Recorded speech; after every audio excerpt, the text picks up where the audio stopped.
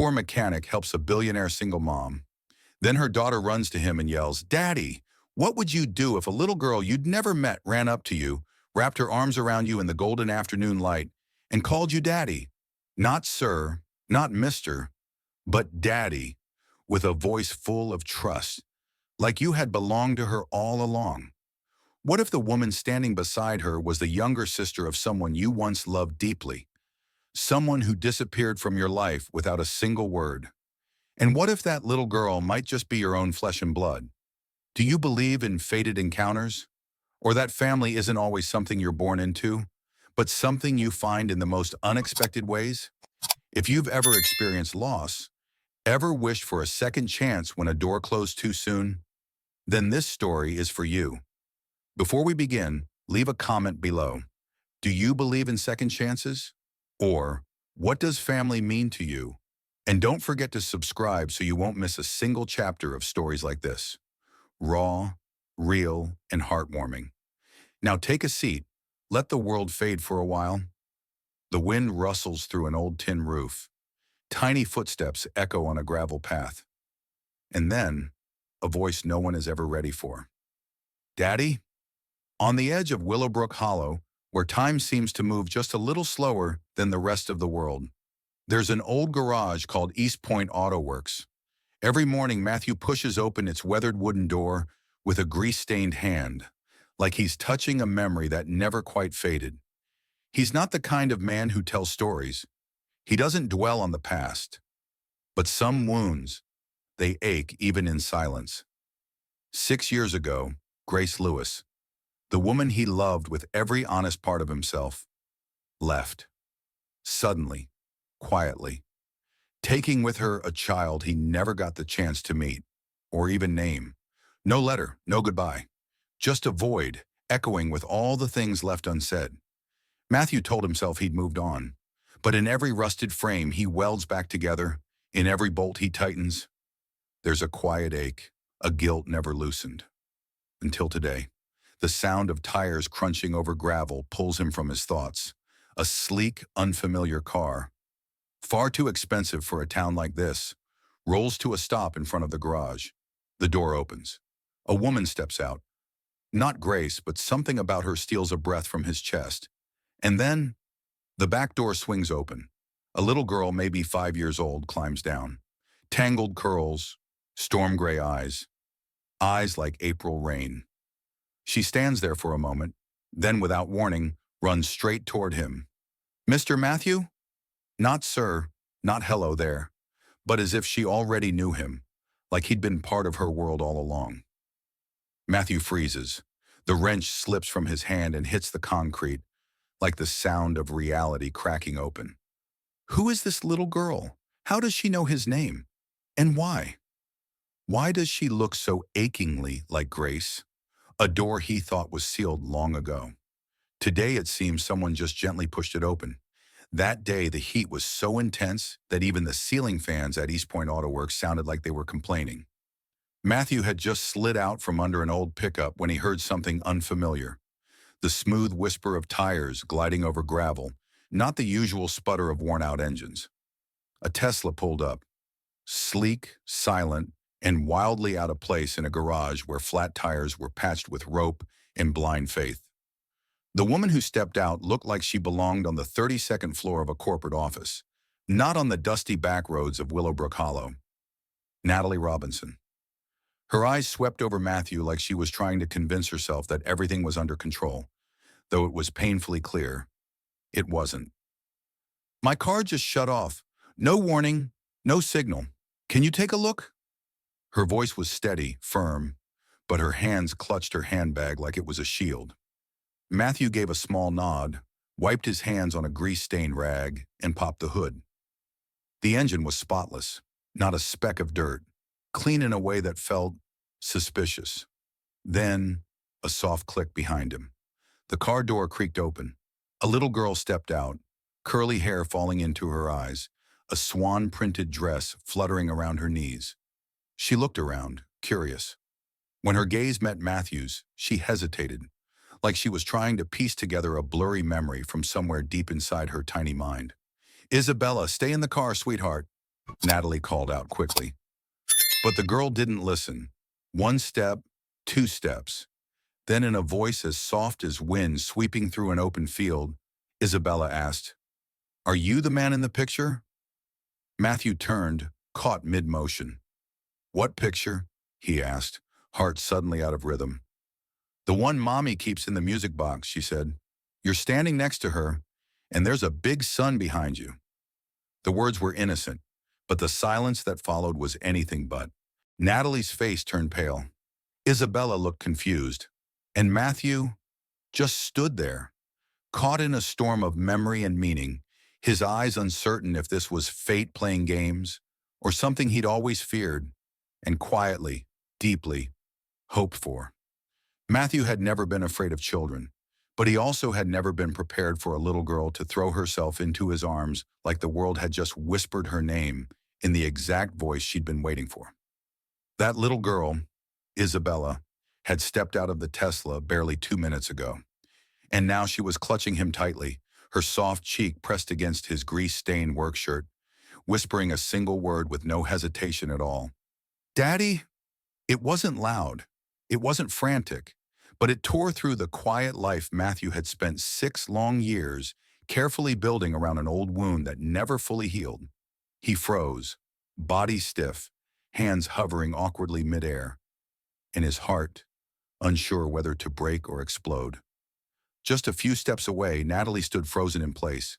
Her face had gone pale, her eyes wide with shock, like even she hadn't seen this coming. "Isabella," she breathed, but the name fell weak against the wave of something deeper crashing through the moment. "Maybe, maybe you're mistaken," Matthew said gently, crouching down, his voice low and warm, like calm after a storm. "I think you might be confusing me with someone else." "No," Isabella shook her head, firm, certain. "I saw you in my dream. Mommy said your name, and you smell like the scarf she keeps in the drawer." Her words made the air tilt sideways. A scarf? A dream? A scent? Those aren't the kind of details a child makes up. They're echoes, the kind that only passed down from someone who once loved, once breathed the same air. Natalie rushed forward, gently pulling Isabella back, offering a nervous laugh and an apology. "She's just imagining things. Lately she's been having all sorts of strange dreams." Matthew nodded, saying nothing. But inside, something had shifted, permanently, because Isabella's eyes were the exact same storm gray as Grace's. No mistake, no coincidence. And that's when Matthew knew. Something had just begun. A story none of them were ready for. Natalie sat quietly on the old wooden chair in the corner of the garage, her hands wrapped tightly around a cup of tea, as if its warmth could keep her from shaking. Matthew remained standing, too restless to sit. Inside him, a storm was unraveling. He had waited for an explanation for 6 long years, without ever admitting just how much he needed it. And finally, Natalie exhaled, a long, trembling breath laced with quiet resolve. "Isabella is Grace's daughter," she said slowly, as if untying knots inside her one by one. "She never told you because she thought you weren't ready, because the cancer had come back, because time was no longer on her side." The air in the garage grew heavy, not with oil or dust, but with a grief that no longer belonged to the past. "Grace left something for you." Natalie reached into her bag and pulled out an old envelope. Its golden edges faded, his name written in that familiar slanted handwriting. "She gave this to me and said, 'Only give it to him if Isabella ever finds her way home.'" Matthew took the envelope. His hands were no longer steady. His heart beat like it was trying to count every second it had lost. He opened the letter. Grace's handwriting emerged. Fragile, gentle, brave, and full of love. "I didn't leave because I stopped loving you. I left because I loved you too much to become your burden. The child is ours. I named her Isabella. If one day she finds you, it means the both of you are finally ready to begin again." The letter slipped from his hands and landed softly on his knee. Matthew didn't say a word, but for the first time in years, his eyes looked toward the future. and he wasn't afraid of it anymore. The warm yellow light flickered gently across the garage ceiling as Matthew sat down on the cold cement floor, face to face with the one thing he hadn't dared to touch in 6 years, a sealed letter, with his name written in the handwriting of the woman he once believed would walk with him to the end of the road. He had kept it, tucked away in the bottom drawer of an old wooden cabinet, buried between tools that no longer had a purpose, not because he forgot, but because he was afraid. Some truths, if opened too soon, have the power to crush everything left standing. But today in front of him stood a little girl with Grace's eyes, with a voice that echoed her at 20, and a quiet certainty deep in his chest that everything he'd spent years avoiding was now waiting to be named. Matthew opened the letter. Grace's handwriting trembled slightly, like it had been written from a hospital bed, weak but still trying to hold steady. Each word pulsed like a heartbeat he had missed. If you're reading this, it means I couldn't keep my promise to live longer than my fear. Isabella is our daughter. I didn't tell you because I knew I was running out of time, and I wanted her to remember her father not out of duty, but out of love. Matthew paused at the final line. I hope if one day she finds you, you won't see her as a memory missed, but as a beginning. The letter slipped from his hand, but for the first time, his heart began to hold on, not to the past, but to a present carrying the chance for a second beginning. That afternoon, the sky above Crescent Lake was painted in an oddly peaceful shade of blue. Not a single cloud, not a single car horn. Just the soft sweep of wind skimming across the water, carrying the scent of wild grass and something faintly nostalgic. Matthew stood awkwardly at the edge of the grassy bank, holding a red kite. Its string faded, the fabric wrinkled like a heart folded too many times and forgotten in the drawer of time. Across from him, Isabella eagerly unraveled the spool of string, her soft curls lifting in the breeze. She didn't yet know what to call Matthew, and he didn't yet know how to be a father, or just a stranger standing too close. Natalie said nothing. She stepped back quietly, leaving space, both physical and emotional, for something new to take root in the silence between them. Have you ever flown a kite before? Isabella asked, not looking at him, but her voice full of quiet hope. A long time ago, Matthew answered, a little unsure. The last time was right here, with your mom. The string in Isabella's hands paused. She looked up, storm-gray eyes still. Then without a word, she held out the spool to him. Then today, you teach me, okay? The wind picked up, as if the sky itself wanted the kite to rise. Matthew gripped the string and started to run, slowly at first, then let go. The kite tilted, caught the breeze, and soared as if it had been waiting years for this moment. Isabella clapped, laughing, and ran after him. From a distance, Natalie exhaled, for the first time, not out of worry, but relief. Matthew watched the girl. That smile, those eyes, the way she ran slightly off balance, like Grace used to when she was a child. And in that moment, he understood. This wasn't magic. This was a chance, and he wasn't going to lose it again. The town of Willowbrook Hollow hadn't changed much, but for Matthew, everything felt different since a little girl began showing up beside him. In the shop, by the lake, even on the roof of the old garage where the two of them would sit for hours just watching the sunset drift over the country rooftops. Isabella had started showing up with tiny gloves on her hands, ready to wipe spark plugs with a dry cloth like a real grown-up assistant. She didn't ask many questions, but she listened, more deeply than most adults ever do. And Matthew, the man who once feared he'd say the wrong thing, do the wrong thing, hurt without meaning to, was learning to listen with his eyes and love with gestures that never needed a name. That afternoon, they brought a picnic basket up to Maple Ridge, once a secret meeting spot between Matthew and Grace, now a place where Isabella played among wildflowers and whispered stories to the breeze. Matthew was pouring lemonade when she came running back, eyes bright with excitement. Daddy, I found a beehive, a real one, but I didn't touch it, promise. Daddy, the way she said it, like it had always been there, as natural as breathing, with no hesitation, no pressure.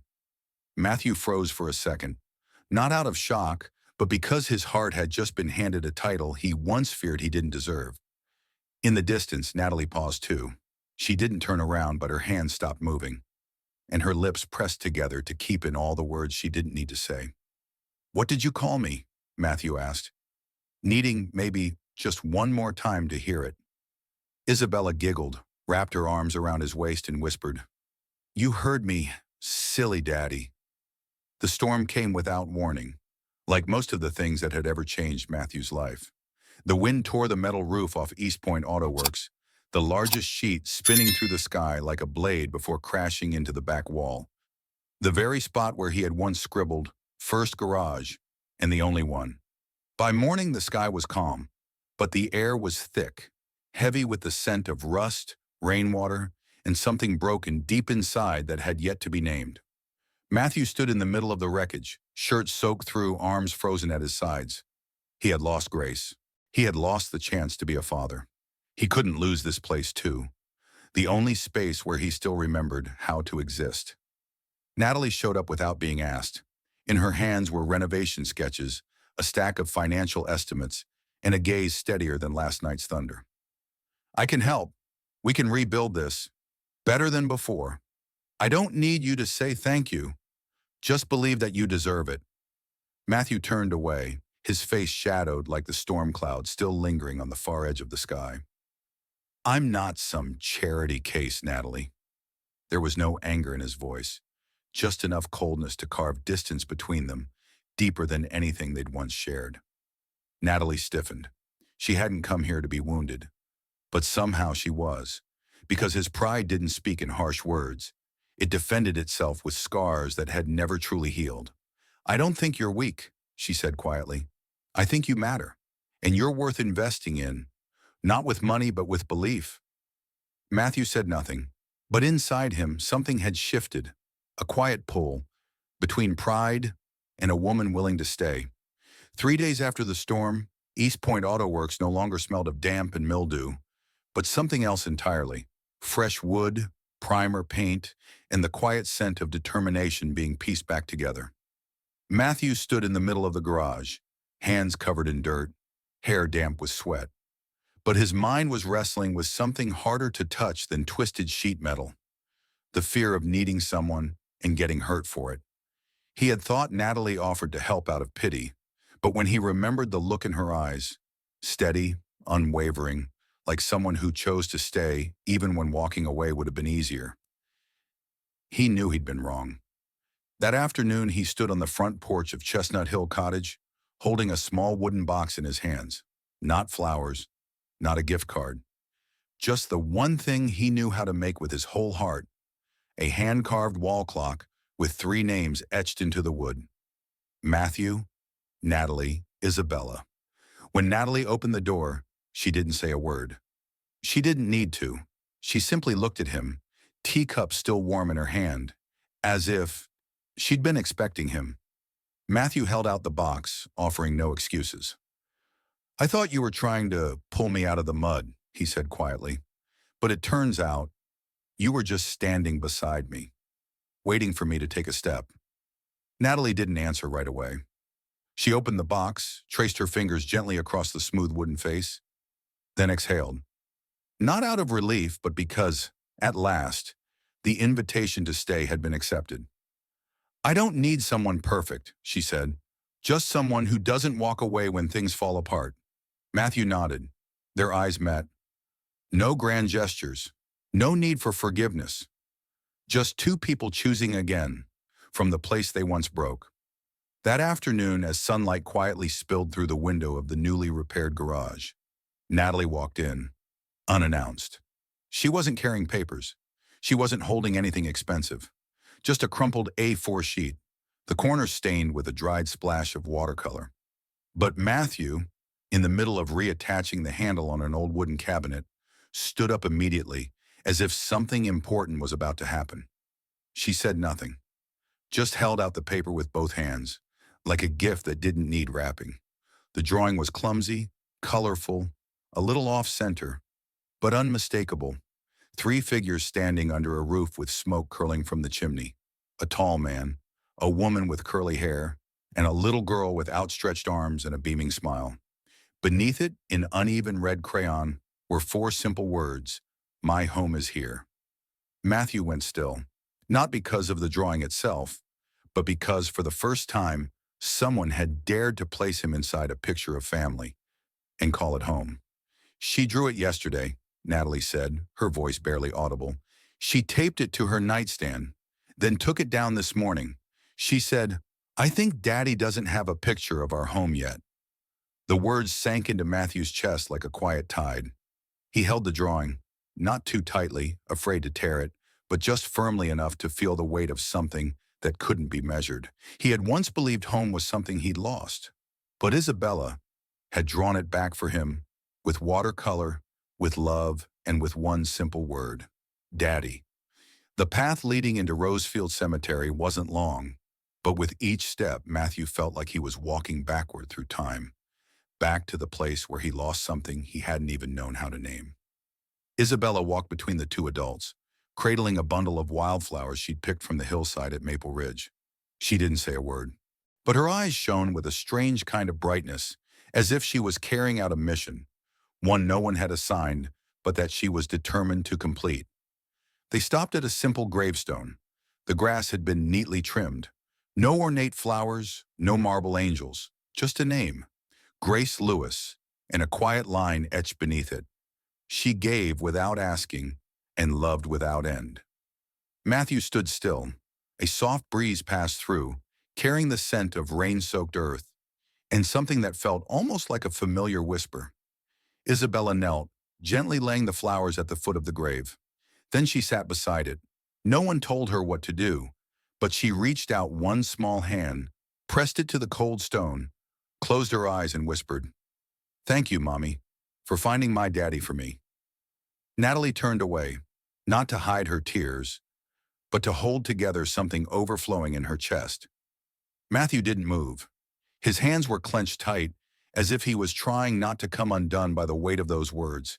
And right there, in a place that had once been an ending, a new chapter quietly began.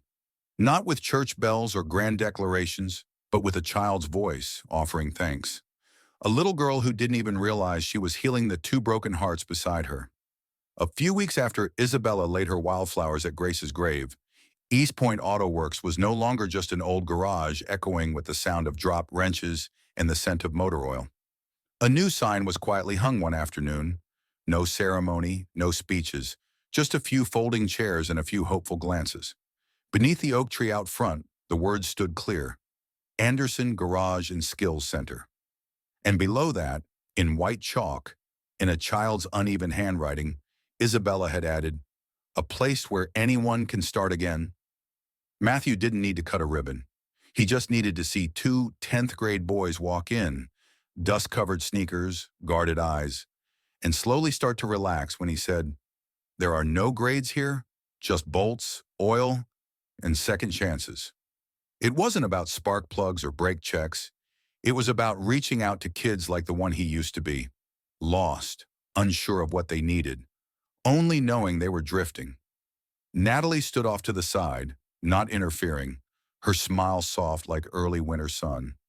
Isabella carried in a pink toolkit, "For the girls if they come," then sat down to cut out letter decals for the new bulletin board. Someone once asked Matthew, "Why do you do this? Free classes, all this time. What do you get out of it?" Matthew simply replied, "Because one person didn't give me a chance, and one little girl gave me everything back." On the opening day of the Anderson Garage and Skills Center, the sun hung low, casting soft golden beams across the lot, as if inviting the whole small town to stop by. People gathered in a simple circle. No tents, no stage, just cups of lemonade, a few wooden chairs, and a warm voice coming through an old crackling microphone. Matthew hadn't prepared a speech. He'd never been good at talking about himself. But as Mayor Thomas Scott handed him the mic, just as he reached for it, Isabella tugged gently at his sleeve. "Can I speak first?" He froze, looked over at Natalie. She nodded, though even her eyes were surprised. The little girl stepped up in front of the crowd, the microphone almost bigger than her small hand. The yard fell completely silent. And then her voice. Soft, not loud, not perfectly clear, but strong enough to hold every heartbeat in place. People call this the new garage, but to me, it's the place where my daddy is. And my daddy doesn't just fix cars. He fixes sad days. He even fixed mommy's smile too. A breath caught in the crowd. Someone quietly sniffled. And Matthew? He couldn't smile. He couldn't cry. He could only stand there among strangers and be named by a child with her whole heart. Isabella held up a folded drawing. 3 people, 3 bright smiles, a roof with smoke curling up, and a tiny garage tucked into the corner. At the bottom it read, "This is what love looks like." No flowers, no cake. Just one small voice, saying something louder than every building behind them. Since the day Isabella called Matthew daddy in front of the crowd, nothing was quite the same anymore. Not in loud, dramatic ways, but in quiet, profound shifts. Like how the morning light felt different streaming through the window when there was someone beside you making coffee.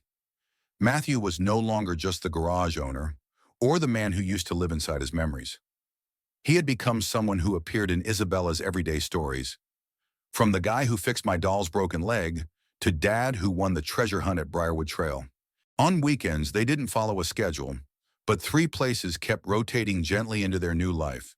Wildflower Meadow, where Isabella believed every flower could hear her secrets. Sunset Garden, where Natalie brought books, Matthew brought tea, and Isabella brought laughter that filled the whole garden. Briarwood Trail, a winding hiking path where all 3 took turns sharing the dumbest thing they'd ever done. One time, when rain soaked them in the woods, Matthew took off his jacket and draped it over Natalie. And Isabella whispered with awe, "Dad's so cool, just like a superhero in the comics." Matthew blushed, but Natalie's look, soft and wordless, said more than any thank you ever could. But the most remarkable thing of all, none of them demanded forever. They simply lived each moment fully, as if today was the reward for those brave enough to say yes to a second chance. That night the moon wasn't full, but it glowed gently, as if it knew you didn't have to be perfect to be loved. Natalie and Matthew sat on the front steps, just outside the house, where Isabella had finally fallen asleep after a long, joy-filled day running through Wildflower Meadow. No one spoke loudly, only the soft clink of a flower pot in the breeze and the quiet chorus of insects, the town's own little symphony, filled the night air. Matthew held a cup of cold tea in his hands, eyes fixed on the hazy sky. Natalie sat in silence for a long time, as if weighing whether to hold something in or finally let it go. And then she exhaled, a breath so soft it made Matthew's heart pause. "It's not just that I believe in you," she said, voice trembling slightly. "I love you, Matthew, not because you try to be someone else, but because you're brave enough to be honest with everything you carry." Matthew turned to her as if he hadn't heard her right, but her eyes weren't joking. They weren't hesitant, just sincere, the gaze of a woman who had known loss and now dared to offer her heart again. He didn't rush to speak. Instead, he reached out, took her hand, not too tightly, but enough to say he was there. "I don't know how much I have to give," Matthew whispered, "but I do know one thing for sure. I'm not going anywhere. I'm staying." Natalie rested her head on his shoulder, saying nothing more. Because sometimes a confession doesn't need words in return, just someone willing to stay long enough for love to take shape. That afternoon, Maple Ridge wasn't glowing the way it usually did. The sky was overcast, the sunlight peeking only faintly through the leaves. But beneath the old tree, the one that had quietly witnessed so many beginnings and endings, 3 people lay side by side on a checkered blanket, hands intertwined, silent as if the whole world had paused to breathe with them. Isabella, hair tousled by the wind, eyes half closed from exhaustion, lay in the middle. One arm clutched a worn-out stuffed animal, the other held tightly to Matthew's hand. Natalie gently smoothed her hair, her eyes soft and steady, watching the breath of a child not born from her body, but now the most essential part of everything she chose to hold on to. Then in that stillest of moments, Isabella opened her eyes, turned her head toward the two adults, and whispered, "We're a family, right?" Matthew pressed his lips together, then looked toward Natalie. Neither of them answered right away, because that question wasn't just about yes or no. It was a quiet declaration, waiting to be believed. He tightened his grip on her hand, and with a voice rough around the edges, he replied, "The best kind of family, the kind that found each other." And just then, a single beam of sunlight broke through the canopy above, falling gently on the three of them, like a period at the end of a long sentence, marking the close of all the lonely chapters before. Life doesn't always unfold the way we expect. There are people we thought would walk beside us forever, who leave halfway through. Doors slam shut before we even have the chance to knock. But the most beautiful part of Matthew, Natalie, and Isabella's story is this. No matter how cracked the past may be, love, when it is patient and true, can always find its way back. Matthew was once a man who believed he had lost everything: love, family, and faith in himself. But he wasn't defeated by that. He chose to stand up, not with grand promises, but with small acts, day after day, teaching a little girl how to change a spark plug, listening to a woman who had been alone for far too long, and above all, learning how to forgive himself. Natalie was brave enough not only to keep a promise to the sister she lost, but also to open her heart to a man who had once been part of her most painful memories. She didn't love Matthew because he was perfect, but because he stayed, because he dared to begin again from the place he once broke.